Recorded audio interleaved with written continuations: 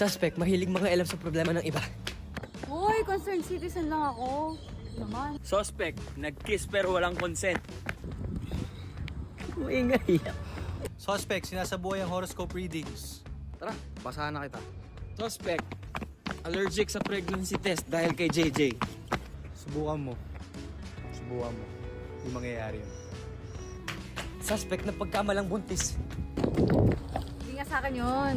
Ulit eh. Oh, Suspect, kunwari masungit kay JJ pero protective kuya talaga. Ha? Hindi no?